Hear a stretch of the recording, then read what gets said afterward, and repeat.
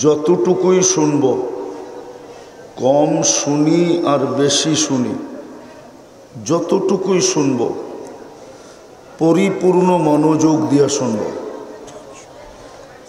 কেননা আল্লাহর আদেশ এটাই, ইদা কুরিয়াল কোরআন ফাস্তামিউ।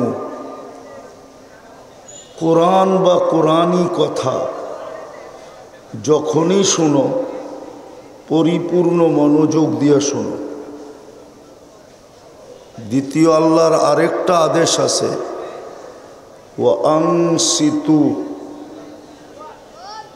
পরিবেশটাকে বিলকুল নির্জুম রাখো, কোনো সাউন্ড কোনো আওয়াজ যেন না হয়।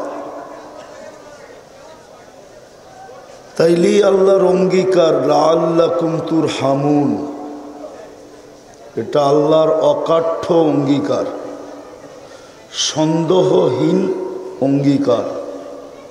তাইলেই আমরা তোমাদেরকে পুরস্কার দিব।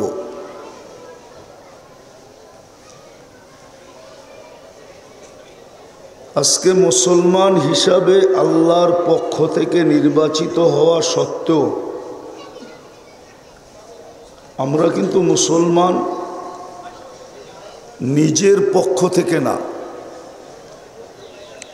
নিজের আবেদনে না, নিজের দরখাস্তে না, নিজের ইচ্ছায় না, নিজের চাওয়ায় না। আমরা মুসলমান কিন্তু আল্লাহর পছন্দে। আল্লাহর পছন্দে বোঝেন? মানুষ পছন্দ করে না, পছন্দের জিনিস পাওয়ার জন্য মানুষ জানও দিতে চায়, ঠিক না? আমরা কিন্তু মুসলমান আল্লাহর পছন্দে। মনে হয় বুঝাইতে পারতেছি না। আমরা মানুষও কিন্তু আল্লাহর পছন্দে। আল্লাহ যদি পছন্দ না করতেন তাইলে আমাদেরকে মানুষ বানাইতেন না। আল্লাহ যদি পছন্দ না করতেন তাইলে আল্লাহ আমাদেরকে মানুষ বানাইতেন না। কানেরটা লও, কানেরটা এটা লিপ টাচ, ডাইনে বামে গেলে আওয়াজ টানবে না, এটা আমি জানি। এই জন্য আওয়াজের কমপ্লেন হবে। কানেরটা আনো, ঠিক হয়ে যাবে।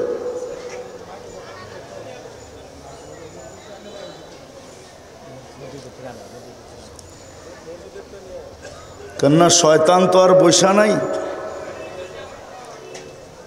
ওয়াজ শুনতে আওয়াজ লাগে না, ওয়াজ শুনতে মনোযোগ লাগে। কনসাল্টে আওয়াজ লাগে, কেননা কনসাল্টে আওয়াজ ছাড়া শ্রোতারাও মজা পায় না, আর যারা গায়ে নাচে ওদের ভিতরও হিট হয় না। হিট বুঝেন? আল্লাহর কাছে কি আওয়াজের শব্দ নাই? তাহলে আল্লাহ আওয়াজের শব্দ বাদ দিয়া মনোযোগের শব্দ কেন ব্যবহার করলেন? একটু ভাবেন। আল্লাহ তো আওয়াজের শব্দ ব্যবহার করলেন না, আল্লাহ মনোযোগের শব্দ ব্যবহার করলেন। আল্লাহর কাছে কি আওয়াজের কোনো শব্দ নাই? ছিল না? হ্যাঁ, নাই মনে হয়, ঠিক না? আল্লাহ কি আর আমাদের মতো আধুনিক? আল্লাহ তো ওল্ড, ঠিক না? আল্লাহ তো আমাদের মতো স্মার্ট না, ঠিক না? স্মার্ট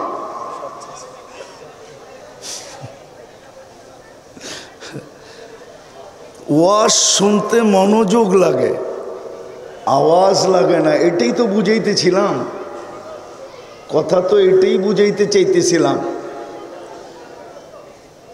কিন্তু শয়তান তো আজকে আর পুরস্কার নিয়ে উঠতে দিবে না। নাইলে ওয়াজ জীবনভর শুনতে হয় না, এক দিনের এক ওয়াজ যথেষ্ট। প্রমাণ দিব, একটা না শত না হাজার দেওয়া যাবে যে এক দিনের একটা ছোট কথায় জীবন চেঞ্জ। হাজারো দেওয়া যাবে প্রমাণ। একদিনের ছোট একটা কথায় মালিক ইবনে দিনার রহমতুল্লাহ আলাইহির জীবন চেঞ্জ হয়েছে। ওনার একটা মেয়ে মারা গেছিল, মারা যাওয়ার মেয়েকে স্বপ্নে দেখছেন, মেয়ে কোরআনের একটা আয়াত শুনায়া দিছে বাপকে যে বাবা, মোমেনের কি এখনো ফিরার সময় আসে নাই? এতটুক কথায় মালিক ইবনে দিনার, উনি কোনো অলি ছিলেন না, কোনো আলেম ছিলেন না, কোনো মুফতি মুহাদ্দিস মুফাসসির ছিলেন না, নামই তো দিনারের ছেলে। সারাদিন দিনার লাড়াচাড়াই ওনার কাজ ছিল।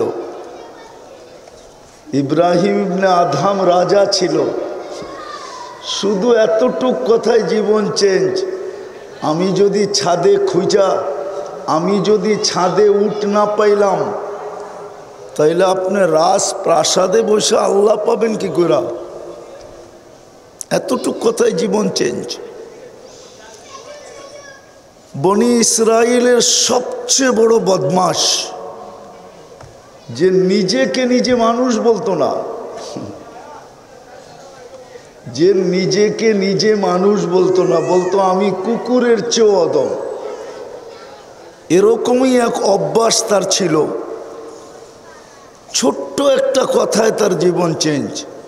শুধু চেঞ্জ না, খালি মেয়ে বলছে কিফিল, কাঁদি কেন জানিস? আমি বাজারি মেয়ে না, এটা আমার পেশা না। তুই যদিও আমার গায়ে এখনো আঙ্গুলের ছোঁয়া দিস নাই, কিন্তু তোর সাথে তো আমার কথা দরদাম হয়ে গেছে। আমি তোর সাথে চলে আসছি, কালকে এই চেহারাটা আমি আল্লাহকে কি করে দেখাবো? বাস। গুলি মারলেও মনে হয় কিফিলের দিলে এত জোরে লাগতো না, এত জোরে লাগছে, চিৎকার দিয়া মাটিতে পড়া গেছে। বলছে, বোন, এখনো তোর গায়ে আঙ্গুলের ছোঁয়া দিলাম না, তাতেই যদি তোর এই অবস্থা হয়, তাহলে কালকে আমার কি অবস্থা হবে? আমি আল্লাহকে এই চেহারাটা কি করে দেখাবো? বলছে, টাকা তোকে দিয়া দিলাম, আঙ্গুলের ছোঁয়া তোকে দিব না, কিন্তু একটা অনুরোধ করব, তুই হাত দুটা উঠায় চোখের পানি দিয়ে আল্লাহকে একটু বলা দে, আমি তওবা করলাম, আমার তওবাটা যেন কবুল করে। ওই রাত্রেই কিফিল মারা গেছে। দরজায় স্বর্ণ অক্ষরে লেখা উঠছে, কদ গফার আল্লাহু লিকিফলিন, আল্লাহ কিফিলকে মাফ করে দিয়েছেন। ওয়াজ তো সারা জীবন শুনতে হয় না। এটাই বুঝাইতে চেয়েছিলাম, আল্লাহর হুকুম মাইনা একদিন শুনলেই যথেষ্ট। আজকে আল্লাহর হুকুম মানি না আমরা, যার কারণেই তো বলতেছিলাম যে আল্লাহর পছন্দে মানুষ, আল্লাহর পছন্দে মুসলমান। তৃতীয়টা শুধু আল্লাহর পছন্দ না। ও ভাই, এই যে এই ভলান্টিয়ার, তোমরা হট্টগোল করলে নাইমা চলে যাব।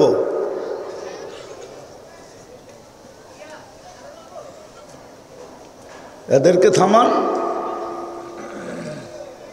শয়তান এদের কাঁধে বসেই আসে। তো যেটা বুঝাইতেছিলাম,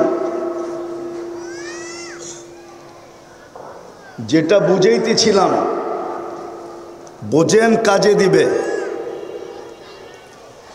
আজও দিবে, কালো দিবে। আর যদি না বুঝলাম, কথাও লম্বা হবে না, কেননা পরিবেশ কথাকে লম্বা বলার অনুমতি দেয় না। এই জন্য কথা লম্বা হবে না। তো যেটা বুঝাইতেছিলাম, শুরু করছি, এটাই শেষ করি।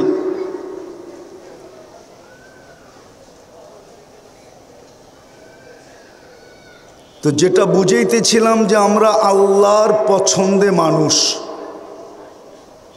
আল্লাহর পছন্দে আমরা মুসলমান। আল্লাহর পছন্দের সাথে সাথে বাছাইকৃতভাবে আমরা উম্মতে মুহাম্মদী।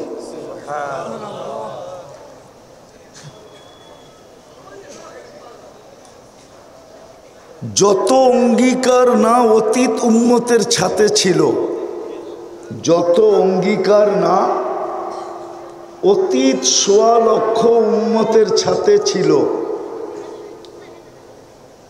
যত অঙ্গীকার না অতীত ১৬ লক্ষ উম্মতের সাথে ছিল, এর চেয়ে বেশি অঙ্গীকার আল্লাহর আমাদের সাথে। অতীত উম্মতের সাথে যত অঙ্গীকার না ছিল, এর চেয়ে কয়েক কোটি গুণ অঙ্গীকার আমাদের সাথে। আমি দুই একটা দেখাই। যদি অঙ্গীকার আমাদের সাথে বেশি নাই হইতো, তাইলে আদম আলাইহিস সালাম কেন এই কথা বলতেন? আদম আলাইহিস সালাম বলতেছিলেন যে আমার চেয়েও উম্মতে মুহাম্মদীর সাথে আল্লাহর ভালোবাসা লক্ষ কোটি গুণ বেশি। অথচ উনি প্রথম মানুষ, প্রথম নবী, প্রথম রসুল। কয়টা? প্রথম নবী, প্রথম রসুল, প্রথম মানুষ, প্রথম নবী, প্রথম রসুল। উনি বলতেছেন উম্মতে মুহাম্মদীর সাথে আমার চেয়েও কোটি গুণ বেশি ভালোবাসা। প্রমাণ তো বলছেন আমি একটা ভুল করছি, কিয়ামতের সকাল পর্যন্ত প্রত্যেকটা মানুষ জানবে। জানি না ওনার ভুলটা কি? গন্ধম খায়া ফেলছিলেন, ঠিক না? হ্যাঁ, উনি বলতেছে উম্মতে মুহাম্মদী সারা দিন রাত গুনাহ করবে, আল্লাহ কাউকে জানতে দিবে না। এইখানে যেই কটা যুবকই আছে বলুক, সারা দিন গান আর নাচ ছাড়াও নেটের ভিতরে যা কিছু দেখে, যদি এটা বাড়িওয়ালারা জানতো তাহলে মা বাবা এদেরকে ঘরে জায়গা দিত কিনা জিজ্ঞেস করেন তো। এরা সত্য বলুক, জিজ্ঞেস করেন এদেরকে, জিজ্ঞেস করেন এদেরকে। আমাদের সমাজের যুবক যুবতীরা গান নাচ বাদ দিলাম, এছাড়াও নেটের ভিতরে সারা দিন যা কিছু দেখে,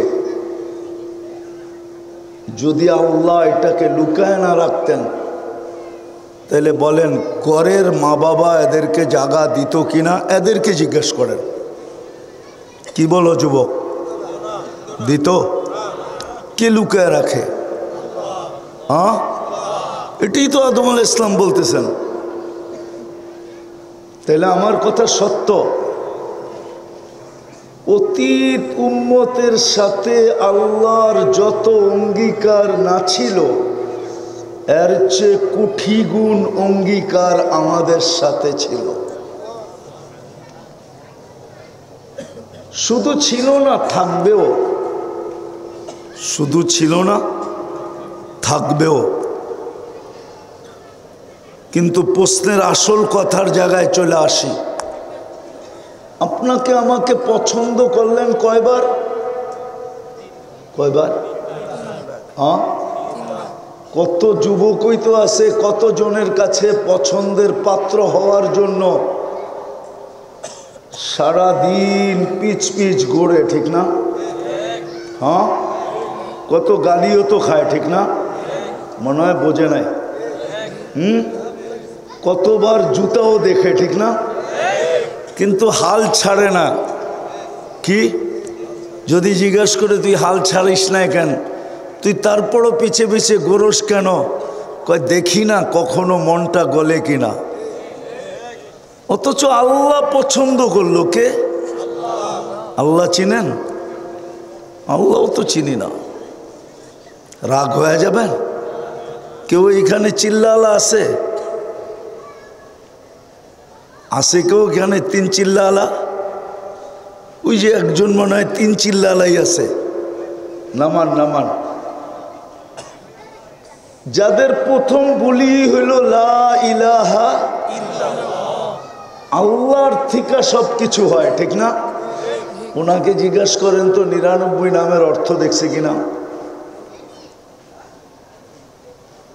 তাবলীগওয়ালাই যদি 99 নামের অর্থ কখনো না দেখা থাকে, তো বাকি দুনিয়া দেখবে তো দেখবে কোত্থেকা?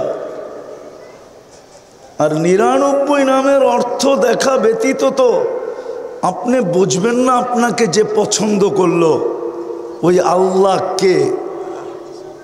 আপনি তো বুঝবেন না। জানি আপনি বলবেন আমাকে আল্লাহ পছন্দ করছে, যতক্ষণ পর্যন্ত 99 নামের অর্থ না দেখবেন। অর্থ 99 নাম হলো আল্লাহর পদবী। মানুষকে পদে চিনা যায়, পদে। মানুষ মানুষ হিসাবে পরিচিত যতটুক না, পদের মাধ্যমে এর চেয়ে কোটিগুণ বেশি পরিচিত, ঠিক না? মানুষ মানুষ হিসাবে যতটুকু অপরের উপরে প্রভাব না খাটাইতে পারবে, তার চেয়ে 100 গুণ বেশি প্রভাব খাটাইতে পারবে পদবী দ্বারা, ঠিক না? মনে হয় বোঝেন নাই। বুঝাইতে পারছি? হ্যাঁ, দেখেন না, আমরা তো দেখি, অতীতও দেখতেছিলাম, এখনো দেখতেছি, যতদিন বেঁচে থাকবো ততদিনই দেখব। ব্যক্তি দ্বারা প্রভাবিত না, ব্যক্তি দ্বারা উনি পরিচিত না, বা ওনার প্রভাব ব্যক্তি দ্বারা 1 সুতা পরিমাণও নাই। কিন্তু নেতা বিদায় পুরা এলাকার উপরে ওনার উপরে কারো দাপটই নেই। উনি কি কি উনি কি নেতা, উনি কি অফিসার, উনি কি অমুক পদবিতে। তো যেটা বুঝাইতেছিলাম, আল্লাহও তো নিজের পরিচয় দিয়েছেন পদবী দ্বারা। আপনি কোত্থেকে বুঝবেন 99 নামের অর্থ না দেখলে যে আপনাকে পছন্দ কে করলো? কে করছে?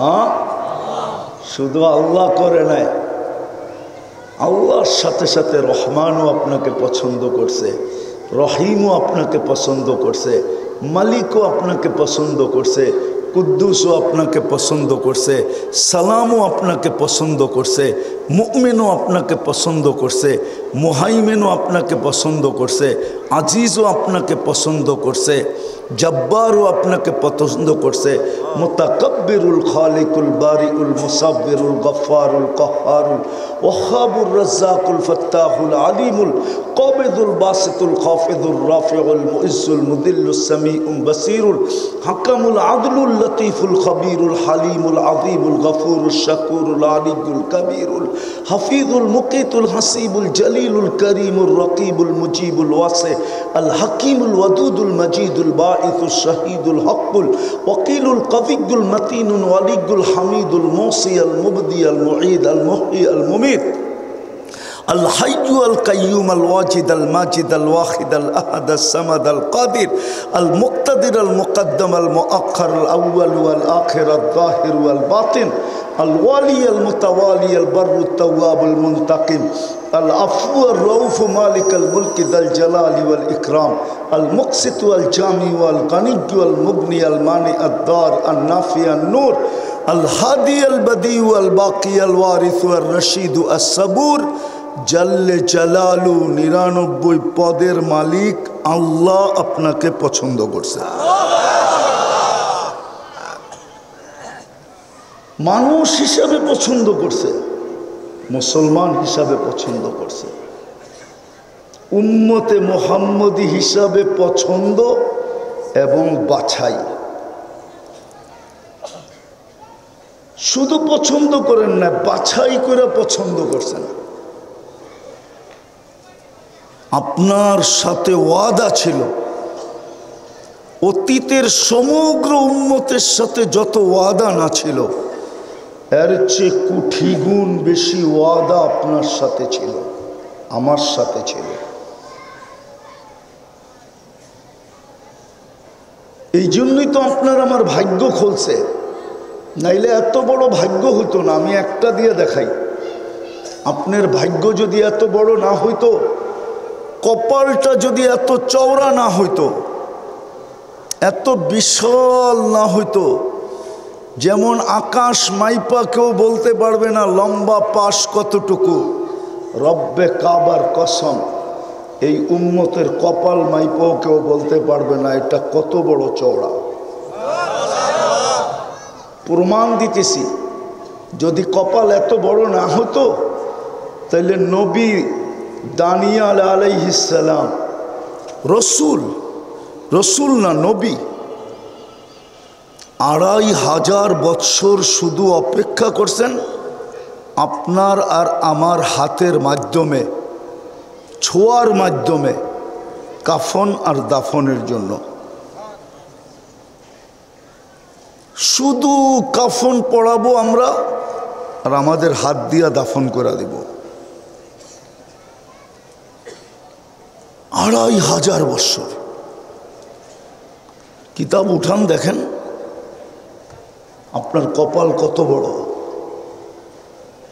শেষ জায়গায় চলে আসি, কিন্তু আফসোস যে উম্মতকে এত পছন্দ করা মানুষ বানাইলেন, আমাদেরকে মানুষ বানাইলেন, হায় আজকে ওই মানুষের ভিতরে মনুষ্যত্ব কোথায় বলেন? ওই মানুষের ভিতরে মনুষ্যত্ব কোথায়? মনুষ্যত্ব যদি থাকতো তাহলে প্রতিবেশীর দ্বারা অতিষ্ঠ হয় কি করে? আরে বোঝেন না মনে হয়। এলাকাবাসীর দ্বারা অতিষ্ঠ হয় কি করে? প্রতিবেশীর দ্বারা অতিষ্ঠ হয় কি করে? মনুষ্যত্ব যদি থাকতো তাহলে মানুষের হাতে অতিষ্ঠ হয় কি করে? নির্যাতিত হয় কি করে? নিপীড়িত হয় কি করে? লজ্জিত, আরে কি বলে, অপদস্থ হয় কি করে? যদি মানুষত্বই থাকতো। আজকে তো মানুষ আছে, মানুষত্ব নাই। আপনি বলেন, মানুষত্ব যদি থাকতো তাহলে ভাইয়ের বিরুদ্ধে কেস করে কি করে? এটা কি মানবতা? না, ওনার মনে হয় মানবতা, ঠিক না? হ্যাঁ,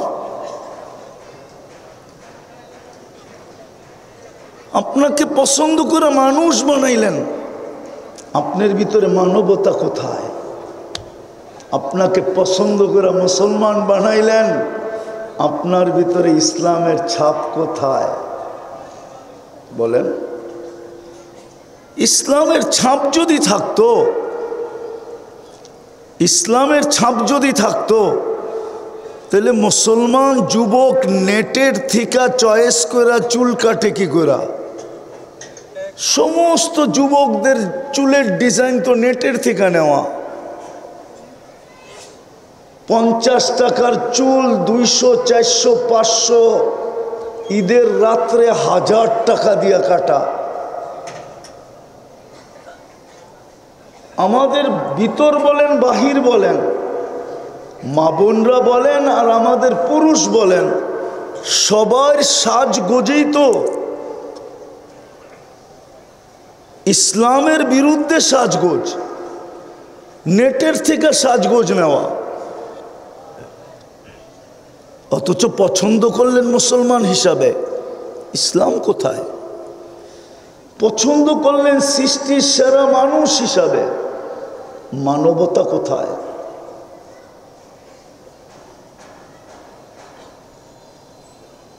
মানবতা কোথায়? তাইলে তো মুসলিম সমাজে কোনোদিন চুরি হতো না, কোনোদিন ডাকাতি হতো না, কোনোদিন ছিনতাই হতো না, কোনোদিন মার্ডার সাডার হতো না। দুনিয়া তাকলাইগা জিজ্ঞাসা করতো তোমাদের এখানে এগুলা নাই কেন? তো বলতো আমরা তো মানুষ। হাদিস তো বলে মানুষকে আন্নাস, মানুষকে আইয়ানফা আন্নাস, মানুষ তো ও মানুষ যার দ্বারা উপকার হবে, অপকার তো প্রশ্নই ওঠে না। ও তো মানুষ। মানুষের থিওরি তো হাদিস দিছে, মান্নাস মাইয়ানফা আন্নাস, মানুষ তো ও। এই জন্যই তো আল্লাহ রসুল দৃষ্টান্ত দিছেন। হায় হায় হায় হায়, পছন্দ করলেন মানুষ হিসাবে কে? কে? শুধু আল্লাহ বলেন না, 99 পদের মালিক আল্লাহ। কি বলবেন? শুধু আল্লাহ বলতে বলতে 99 পদের নাম তর্জমার দেখা হয় না। একজনও দেখে নাই, এই বয়সে একজনও দেখে নাই। বলতে পারবে না আমি দেখছি। চ্যালেঞ্জ। যুবকরা তো সারা রাত্র নেটের ভিতরে থাকে, ওদের খাওয়া না হইলেও চলে, কিন্তু নেট না হইলে চলবে না। নেট থাকতে হবে, অনলাইনে থাকতে হবে। অনলাইনের থেকে ছুটে গেলি যুবকদেরকে শাস্তি দিতে কিছু লাগবে না। ওরে ঘরে বসে 7 দিন নেট কেটে দেন, ও এমনি ও ভাববে আমার কয়েক যুগ জেল হয়ে গেছে। রাগ হয়ে যাব তো যুবকরা। সারা রাত্র নেটের ভিতরে থাকে, কিন্তু 99 নামের অর্থ কোনোদিন দেখে নাই, আমরাও দেখি নাই। এই জন্য আজকের থেকে বলবেন পছন্দ করছে কে? আবার বলতেছেন 99 পদের মালিক, 99 পদের মালিক। এইটা বলতে থাকেন, তাইলে একদিন মনের ভিতরে আগ্রহ জাগবে যে 99 পদের মালিক যে বলতেছি, একটু পদগুলা দেখি, আল্লাহর পদগুলা কি, তখন আপনার দেখার সুযোগ হবে। আর আমার বিশ্বাস নিবিড়ভাবে যখন আপনি এক একটা পদের অর্থ দেখবেন, আপনার এইখানে হিট করবে, এইখানে হিট করবে, তখন আপনি আল্লাহ চিনবেন। আজকে আমরা আল্লাহ চিনি না। যা হোক, আমি যেটা বুঝাইতে চাইতেছিলাম, শর্ত করতে পারতেছি না। মানুষ হিসাবে পছন্দ করলেন, মানবতা নাই। মুসলমান হিসাবে পছন্দ করলেন, কিন্তু ইসলামের ছাপ নাই। উম্মতে মুহাম্মদী হিসাবে আপনাকে পছন্দ করলেন, ওই নবীর উম্মত হিসাবে পছন্দ করলেন, যার উম্মত হওয়ার কারণে আদম আলাইহিস সালাম বলতেছে আমার চেয়ে কোটি গুণ বেশি ভালোবাসা আল্লাহর এদের সাথে। প্রমাণ পর্যন্ত দিলেন। আরও কয়েকটা দিতে পারি, ওনারই কথা। নবী পর্যন্ত অপেক্ষা করতেছেন আমাদের হাতের ছোঁয়ার জন্য।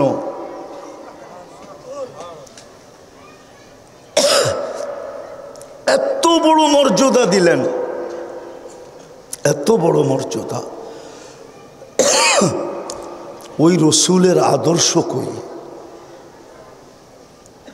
কোথায় ওই রসুলের আদর্শ আমাদের ভিতরে? আদর্শ যদি থাকতো তাহলে যুবক 14 তারিখ উদযাপন করবে কেন? মুসলিম সমাজে 31 নাইট হবে কেন? মানলাম 31 নাইট উদযাপন করলে যদি ওরা আমাদেরকে গলায় লাগাবে, তাইলে আফগানিস্তান মাটিতে মিশাইলো কেন? ইরাক মিশাইলো কেন? এখন ফিলিস্তিন মিশাইতেছে কেন? লিবিয়া মিশাইলো কেন? আমি তো ঘুরে বলতেছি, ওই দেশের মানুষগুলো তো বেশিরভাগ ওদের রঙেই রঙিন ছিল, যেমন আজকে আমরা ওদের রঙে রঙিন। যদিও নামাজে বলি গায়রিল মাগদুবি আলাইহিম ওয়ালাদ-দাল্লিন, যদিও বলি আল্লাহ ওদের রং থেকে আমাদেরকে বাঁচান, কিন্তু ওদের রং থেকে তো আমরা বাঁচি নাই। তো আল্লাহ বলে যখন রং থেকে বাঁচিস নাই তো হাতের থেকে বাইচা লাভটা কি? এই জন্যই তো ওদের হাতে আমরা মার খেতেছি। আল্লাহ বলে তুইও রং থেকে বাঁচস নাই, যখন রং থেকেই বাঁচস নাই, রঙই লেগে গেছে গায়ে, তো এখন হাতের মার খাইলে অসুবিধাটা কি? এই জন্যই তো আজকে শত শত বৎসর ওদের হাতে মার খাইতেছি। আর খাবেন না কেন? আপনি কেন খাবেন না? একটা উদাহরণ দিব। আমি যখন 14 বৎসর আগে তুর পাহাড় দেখতে গেছি 2010-এর দিকে, ওই সময় আমার মনে উঠছিল যে মুসা আলাইহিস সালাম তো এইখানেই ক্রেডিট কার্ড অর্জন করছিলেন, কালিমুল্লাহ। উনি আল্লাহর সাথে কথা বলে বিদায়, উনি কালিমুল্লাহ, ঠিক না? কিন্তু তখনই আমার মনে উঠছিল উনি কালিমুল্লাহ হইলে হইব কি? আল্লাহ তো আমার সাথে কথা বলতে চায় বিদায় আমাকে এর চেয়ে বড় সম্মানিত করে দিলেন কালামুল্লাহ। মনে হয় আপনি দূরত্ব আর পার্থক্য বুঝতে পারেন না। ওইখানে কে কথা বলে? মুসা আলাইহিস সালাম কথা বলে বিদায় কি? আর এইখানে স্বয়ং আল্লাহ আমাদের সাথে কথা বলে বিদায় কি? এইখানে কোনো যুবক বলুক, আমি পড়ার কথা বলতেছি না, পড়া বাদ দিলাম, কোনো যুবক বলুক ডেলি আমি কোরআনটাকে নিয়ে একবার চুমা দিই, এই কথা মনে করা যে আল্লাহ তো আমার সাথে কথা বলতে চাইলো বিদায় দিল কালামুল্লাহ। আমি পড়ি আর না পড়ি চুমা তো দিতে পারি। বলুক এক যুবক চুমা দেয় কিনা? বলুক এক সাধারণ মানুষ যারা আমরা এখানে বসে আছি মুসল্লি, আমরা ডেলি কোরআন পড়ি কিনা? আচ্ছা পড়তে না পারি চুমা দেই কিনা? 2 বেলা কোরআনটাকে নিয়ে একটা চুমা দেই কিনা? আর আল্লাহকে বলি কিনা আল্লাহ ভালোবাসি? আল্লাহ তো আমাদেরকে এতটুকু সম্মান দিলেন যে আমি কথা বলার জন্য কালাম দিলাম, কিন্তু বন্ধুর উম্মত পড়তে জানলো না, তাইলে তো সে কোরআন খতমের সওয়াবও পাবে না। তো ভালোবাসা বঞ্চিত করতে চাইলেন না যে পড়তে না পারো, কোরআনের খতমের থেকে যেন সে বঞ্চিত না হয়। এই জন্য সবচেয়ে সহজ, সবচেয়ে ছোট, সবচেয়ে সহজ, সবচেয়ে ছোট একটা সূরা দিলেন ইখলাস। একবার পড়লে 10 পারা, 2 বার পড়লে, 3 বার পড়লে। বলুক এখানে কেউ যে আমি ডেলি এই নিয়তে 3 বার পড়ি যে আজকে আমার আমলনামায় 1 খতম কোরআনের সওয়াব লেখা হোক? কেউ পড়ে কিনা? 1 জন হবে। যুক্তি দিয়ে বোঝান। আপনাকে উম্মতে মুহাম্মদী বানানোর কারণে এত বড় মর্যাদার অধিকারী হইলেন। নবীদের চেয়েও কোটি গুণ ভালোবাসা আপনার সাথে আল্লাহর হইল। আচ্ছা আজকের রাতটা কোন রাত্র?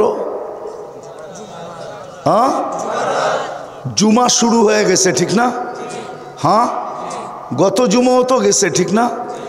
বলেন তো এখানে কেউ আছেনি 1000 বার দুরূদ পড়ছে গত জুমায়? বা জুমার দিন 1000 বার দুরূদ পড়ে? অথচ আমাদের নবীজির তো আবেদন ছিল, আমাদের কাছে আবেদন ছিল, অনুরোধ ছিল, দরখাস্ত ছিল, এমনকি নিজের হাত পর্যন্ত পাতা ছিল, শুক্রবারে আমার উপরে বেশি বেশি দুরূদ পড়ো। এই মাদ্রাসার ছেলেরাও তো পড়ে না।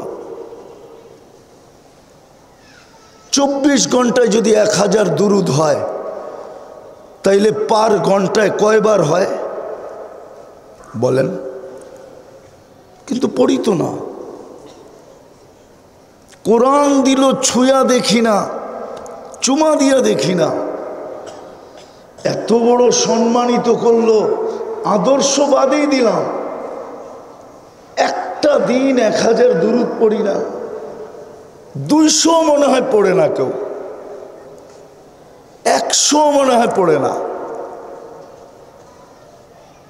আপনার বিবেককে আপনি প্রশ্ন করেন না, আমাকে প্রশ্ন করতে হবে না, আপনার বিবেককে আপনি প্রশ্ন করেন যে আপনি কি সুখে থাকার যোগ্য না যোগ্য না, আপনি মাইর খাওয়ার যোগ্য না যোগ্য না। যদি দুনিয়াতেই এই অবস্থা হয়, কালকে কি অবস্থা হবে? কবরে 3 প্রশ্ন আমি মানি, কবরে 3 প্রশ্ন আমি, কিন্তু কবরে মৌলিক প্রশ্ন একটা। কয়টা? কয়টা? ইমাম বুখারী রহমতুল্লাহ আলাইহি একটা লেখছেন, ইমাম মুসলিম রহমতুল্লাহ আলাইহি একটা লেখছেন। এই 2 জনে 3টা লেখেন না, একটা। কেননা মৌলিক প্রশ্ন একটা হবে, একটায় পাস, পরের গুলা পাস বইলা লেখা হবে। একটায় ফেল, পরের গুলো ফেল বইলা লেখা হবে। প্রথম কবরের প্রশ্নই তো হইল মা কুনতা তাকুল, তুই দুনিয়ায় থাকতে কার আদর্শে আদর্শবান ছিলি বল। আবার নামও বইলা দিবে, মা কুনতা তাকুলু ফি হাদার রাজুলি মুহাম্মাদিন, তুই দুনিয়ায় কার আদর্শে আদর্শবান ছিলি? মুহাম্মদুর রাসূলুল্লাহর আদর্শে আদর্শবান ছিলি না অন্য কারে রঙ্গে রঙ্গিন ছিলি? যদি আদর্শে আদর্শবান হয়ে থাকে তো মুস্কি হাসি দুজনই দিবে, কেননা মুহাম্মদুর রাসূলুল্লাহ সামনে হবে, তো মুস্কি হাসি দুজনই দিবে যে কাকে কি প্রশ্ন করো তুমি। এ প্রমাণ কি দিবে? আমি প্রমাণ দিতেছি এ আমার আদর্শে আদর্শবান ছিল, নাইলে বারবার দুনিয়াতে আমার সাথে এর সাথে সাক্ষাৎ হইতো তো হইতো কি কইরা? আপনি আর আমি তো জীবনে একদিনও দেখি নাই। কয়দিন দেখছেন আল্লাহ রসুলকে? শুক্রবারে দুরুদই পড়েন না, কোত্থেকে দেখবেন? প্রশ্ন করার পরে দুজনেই মুস্কি হাসবে, তো জবাব এটাই আসবে, তুমি কার কাছে কি জিজ্ঞাসা করো? যদি আমার আদর্শে আদর্শবান না হইতো তাহলে দুনিয়াতে আমাদের বারবার সাক্ষাৎ কি করে হইতো? সাক্ষাৎ হয় না? আপনি দেখেন, দেখে না দেখা দেয়? মনে হয় আমি বুঝাইতে পারি না আপনাদেরকে। আজকে আমাদের দুরবস্থা এই জন্য, মানুষ মানবতা নাই, মুসলমান কিন্তু কোনো ছাপ নাই, উম্মত নবীর কোনো আদর্শ নাই। এই জন্যই আমার যোগ বিয়োগে মিলে না। আফগানিস্তান মাটিতে মিশছে, হয়তো একটু একটু যোগ বিয়োগে মিলছে, কিন্তু ইরাক মিটা গেল, এটা যোগ বিয়োগে মিলে নাই। কেননা ইরাকে তো একটা একটা করে দেখাই, ইরাকে তো কয়েকজন নবী ঘুমায় আছেন, এবং দানিয়াল আলাইহিস সালামও ইরাকে ঘুমানো, আলী শেরে খোদা ওইখানে ঘুমানো, হুসাইন কলিজার টুকরা ওইখানে ঘুমানো, পীরানে পীর আব্দুল কাদের জিলানি ওইখানে ঘুমানো, আমাদের ইমামে আজম আবু হানিফা ঘুমানো, কয়েক শত সাহাবা ওইখানে ঘুমানো। এতগুলা বোম ফাটলো তো ফাটলো কি করে? মাটির সাথে মিশলো তো মিশলো কি করে? লিবিয়া মাটির সাথে মিশা গেল, এটাও তো যোগ বিয়োগ মেলে না। কেননা টিউনিসিয়া লিবিয়া মিলা 12,000 সাহাবা একরামের কবর ওইখানে। কত? তমিমে দারি ওইখানে, আবু লুবাবা ওইখানে, উকবা বিন নাফে ওইখানে। চিনেন এদেরকে? নামও তো শুনেন নাই কোনোদিন। খালি শুনছি দুনিয়া আলাদেরটা, ঠিক না? চলেন সব বাদ দিলাম, দুটা বাদ দিলাম। ফিলিস্তিন মিটতেছে কি কইরা? খলিল তো এখানে ঘুমানো, ওয়াদিয়ে খলিল। একদিকে খলিল ঘুমাইতেছে, একদিকে মুসা কালিম ঘুমাইতেছে। বেশি দূরে না, দুইজনের মধ্যে দূরত্ব বেশি লম্বা না। যান আপনি দেখে আসেন, আমি তো দেখে আসছি, আপনি দেখে আসেন। মধ্যখানে 70 জন নবী ঘুমাইতেছে, চিহ্নিত। মুসলমানের প্রথম কেবলা যেখানে, মেরাজের রাত্রে সশরীরে 1.25 লক্ষ নবীরা যেখানে উপস্থিত। মেরাজের রাত্রে বাইতুল মুকাদ্দাসে 1.25 লক্ষ নবীদের সম্মেলন ছিল সশরীরে। নাইলে আমাদের নবীজি ইমামতি করলেন কি কইরা? নামাজ তো পড়াইলেন, বক্তৃতা তো দিলেন, সবার কাছ থেকে বিদায় নিয়ে তো আরশে গেলেন। ওইটা মাটির সাথে মিশে তো মিশে কি কইরা?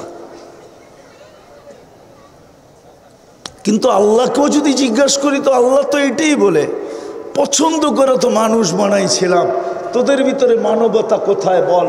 পছন্দ করে তো তোদেরকে মুসলমান বানাইছিলাম, ইসলামের ছাপ তোদের ভিতরে কোথায় বল? পছন্দ করে তো বন্ধুর উম্মত বানাইছিলাম। কার উম্মত? আপনি কার উম্মত আপনি জানেন না, আপনি চিনেন না মুহাম্মদুর রাসূলুল্লাহ। দুঃখ তো আমার এইখানেই, বাংলাদেশে পাইবেন ইসলামী মহাসম্মেলন, নাইলে ওয়াজ মাহফিল, নাইলে তফসির মাহফিল, এই তিনটাই পাবেন। শানের আসালত তো পাবেন না, নবীর শান তো কেউ জানে না যে আমার নবীর শান কত। আপনি নবীর প্রয়োজন রাখেন কতটুকু? একটা দেখাইলাম আমি সব জায়গায় চলে আসছি, আর আসতে হবে না সামনে। বসেন বসেন বসেন বসেন, আমি সীমানায় চলে আসছি। বিদায় ভাবেন এখনো ফুললি অপারেশন শুরু হয় নাই। এটাই আল্লাহ বুঝাইছিলেন এক হাদিসে কুদসিতে, কোরআনও বুঝাইছিলেন, যহরাল ফাসাদ ফিল বাররি ওয়াল বাহর বিমা কাসাবাত আইদিন নাস লিউযীকাহুম বা'দাল্লাযী আমিলু লাআল্লাহুম ইয়ারজিউন। মাঝে মাঝে আমরা ছোটোখাটো অপারেশন করব, যেন তোমাদের বিবেকের পর্দা খোলে, তোমাদের বুদ্ধি উদিত হয়, তোমরা যেন দৌড়ায় আমার দিকে ফিরে আসো। কিন্তু আমাদের বিবেকের পর্দাও খুলতেছে না, আমাদের বুদ্ধি উদিত হইতেছে না, আমাদের বুদ্ধি উদিত হইতেছে না, বিবেকের পর্দাও খুলতেছে না। হাদিসে কুদসি তো আল্লাহ বলছিলেন, ইল্লাম ইয়াতুবু ফাআনা তাবিবুহুম, তোমরা যদি আমার দিকে না ফিরলে তো আমি ডাক্তার হয়ে যাব, ডাক্তার, সার্জিক্যাল ডাক্তার, আমি অপারেশন চালাবো তোমাদের উপরে। আজকে অপারেশন চলতেছে। নাইলে আমি আগেই বলছি, সমস্ত নবীদের সাথে যত অঙ্গীকার না ছিল, আমাদের সাথে আর চেয়ে কোটি গুণ বেশি অঙ্গীকার ছিল।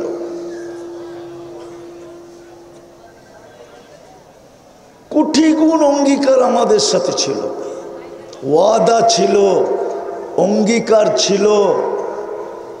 আর কি শব্দ পাবো বাংলায় খুঁজে পাই না, সব কিছু আমাদের সাথে ছিল। কেননা আমাদের পরে তো কোনো উম্মত নাই। ভান্ডার রাখবেন তো রাখবেন কার জন্য? আমাদের নবীজির পরে তো নবী নাই, তাইলে আল্লাহ নিজের ভান্ডার রাখবেন তো রাখবেন কার জন্য বলেন? কি সর্বশেষ যে খায় সে তো পাতিল নিয়েই বসে, ঠিক না? সবাই শেষে কে খায়? মা, ঠিক না?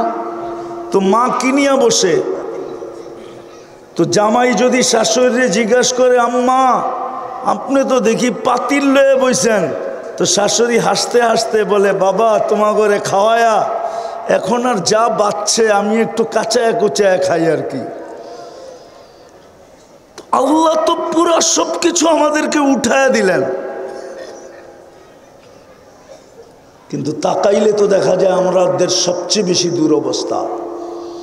এই দুরবস্থা তো 313 জন যখন ছিল তখনও ছিল না, যখন গায়ে কাপড় ছিল না তখনও ছিল না, যখন পেটে ভাত ছিল না তখনও ছিল না, যখন পায়ে জুতা ছিল না তখনও ছিল না, যখন মাথা গোছা ঠাই ছিল না তখনও ছিল না। আজকে কেন দুরবস্থা? একজন ধরলে 18 কোটির গলা টিপা ধরতে চায়। ইসকন কয়জন ধরছে? একজন, ঠিক না? আপনি তো 18 কোটি অবরুদ্ধ না? অবরুদ্ধ না, 18 কোটির গলা চেপে ধরতে চাইতেছে, বুঝাইতে চাইতেছে একটাই মানুষ, 18 কোটি এটি মানুষ না, এটি সব আগাছা। আর একটা প্রমাণ দিব, দেখি আপনাদের বুঝে আসে কিনা। বাংলাদেশের সুপ্রিম কোর্টের ল হইল, কোনো কুকুরকে আপনি আগের মতো ইঞ্জেকশন দিয়ে মারতে পারবেন না। আগে সিটি কর্পোরেশন ছোটবেলা দেখতাম রাত্রে আসতো, কুকুরকে ইঞ্জেকশন দিয়ে উঠায় উঠায় নিয়ে যেত। প্রাণীবাদীরা হাইকোর্টে রিট করছে যে প্রাণীদেরকে এইভাবে মারা যাবে না। আচ্ছা মানলাম, ঠিক আছে, ফিলিস্তিনের এই 1 বৎসর 2 মাসের যুদ্ধে আমাদের বাংলাদেশের প্রাণীবাদীরা বলুক, ওই প্রাণীবাদীর ভিতর থেকে উচ্চ পদস্থ এখন একজন আছে, সে একটা ছোট, ওনার ফেসবুক আইডিতে উনি ছোট একটা নিন্দা দেখ যে ফিলিস্তিনে এতগুলা নিরীহ মানুষকে কেন মারা হইতেছে, এগুলা কি প্রাণী না? না প্রাণী না? কিন্তু আজ পর্যন্ত আপনি যদি দেখাইতে পারেন আপনার জুতা আমার গাল, এই মজলিসের ভিতরে আমি গাল নিয়ে রেডি থাকবো, সবার জুতা মারলেও আমি মেনে নিব, যদি কেউ ছোট একটা নিন্দা দেখাইতে পারেন। কেননা প্রাণীবাদী সংস্থা আপনাকে প্রাণী মনে করে না, কেননা আপনি মুসলমান, পছন্দনীয় আল্লাহর মানুষ হিসাবে, মুসলমান হিসাবে, উম্মত হিসাবে ওরা ভাবে আপনি প্রাণী না, আপনি একটা আগাছা। আপনাকে দুনিয়ার থেকে মিটায় দিলে দুনিয়া পরিষ্কার হবে। কেননা ও তো এই শিক্ষায় শিখে নাই যে মুসলমান দুনিয়ার থেকে উঠতে দেরি, সিংহায় আল্লাহ ফু দিতে দেরি করবে না। ও তো এই শিক্ষায় শিক্ষিত না, ওর মাথার ভিতরে এটা নাই। সব মোবাইলে সব প্রোগ্রাম আসে না, বটন সেটে অ্যান্ড্রয়েড সেটের প্রোগ্রাম নাই, এটা বটন সেট, এটা ফোন করতে পারবেন আর রিসিভ করতে পারবেন। ওই প্রাণীবাদী যারা, ওটা হলো বটন ফোন, ওর মাথায় এটুকুই আছে যে মুসলমান কোনো প্রাণী না, নাইলে ও নিন্দা করে না কেন? দেখাক। আপনি এত নিচে নামলেন কেন? ওই 3 কারণে। মানুষ বলেন কিন্তু মানবতা নাই। আমি কারো বিরোধিতা করতেছি না, যদি মানবতাই থাকতো তাহলে ঘুমন্ত মানুষকে মারে কি করে? আমাকে বুঝান, ঘুমের ভিতরে একজন আরেকজনকে মারে কি করে? মানবতা যদি থাকে তাহলে প্রতিবেশীর কারণে প্রতিবেশী অতিষ্ঠ হয় কি করে? আজকে কত প্রতিবেশী তো আছে, প্রতিবেশীর থেকে অতিষ্ঠ হয়ে জায়গা বেচে চলে গেছে। নাই এই এলাকায়, নাই নূরবাগে? হ্যাঁ, চিনেন না? তাহলে আমার লোকে চলেন, আমি 2-4টা চিনায় দিব আপনাদেরকে। আমি এইখানে থাকি না, তারপর আপনাদেরকে আমি চিনায় দিব যে প্রতিবেশীর কারণে অতিষ্ঠ হয়ে জায়গা বিক্রি করে চলে গেছে। ও মানুষ কি করে? মুসলমান, ইসলামের ছাপ নাই, উম্মত নবীর আদর্শ নাই, কোরআন দিলেন ছুঁয়া দেখে না, নিজের ঘর দিলেন 90% ঘরে আইসা দেখে না। এটা কার ঘর? হ্যাঁ, আল্লাহরে যদি জিজ্ঞাসা, কোনো উম্মতকে তো ঘর দিলেন না, আপনাকে তো ঘর দিয়া দিলেন। আল্লাহকে যদি আমি জিজ্ঞাসা করি, ঘর তো আমাদেরকে দিয়া দিলেন, আপনি কই থাকেন? তো আল্লাহ বলে, তুই কি কোরআন টোরআন পড়িস না?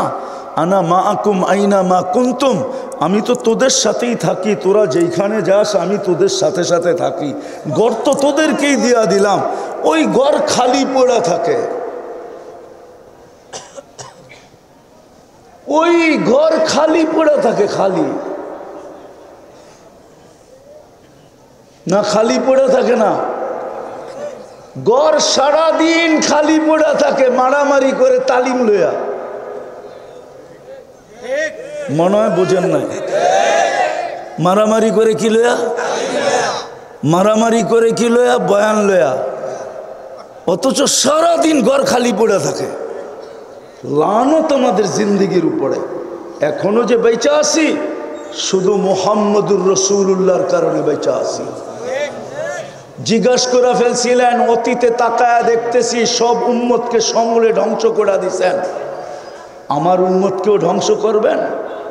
তো বলছে, না বন্ধু, আপনার উম্মতকে সমূলে ধ্বংস করব না, আপনাকে অঙ্গীকার দিতেছি শুধু এই কারণে বেঁচে গেছেন, নাইলে বহুত বড় মাদ্রাসা আছে এখানে মাদানীনগর। জিজ্ঞাসা করে দেখেন, 1500 বৎসর কোনো উম্মতকে আল্লাহ সুযোগ দেন নাই, এর আগেই মাটিতে সব মিশাইয়া দিছেন। 1500 বৎসর হয়ে গেছে, আপনাকে আমাকে সুযোগই দিয়া যেতেছেন। বিদায় আসেন, আজকে তওবা করেন। তওবা করবেন? করবা যুবক? তওবা তওবা করো, তওবা, নাইলে এইখানের দিন কাটা যাবে, কিন্তু ওইখানেরটা কাটবে না। কবরে যাওয়ার পরে যখন জিজ্ঞাসা করবে, ওই দিন জবাব মুখ দিয়ে আসবে না। হাউজে কাউসারে যাবে, প্রথম ডিসাইড হবে কিয়ামতের মাঠে হাউজে কাউসারে। প্রথম সিদ্ধান্ত হবে এটা কোন দিকে যাবে, ডাইনে না বামে, জান্নাত না জাহান্নাম। হাউজে কাউসারে ডিসাইড হবে।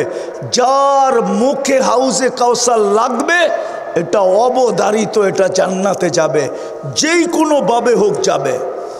কেননা যেই ঠোঁটে হাউজে কাউসার লাগছে, ওই ঠোঁটে আর কোনোদিন পিপাসা লাগবে না।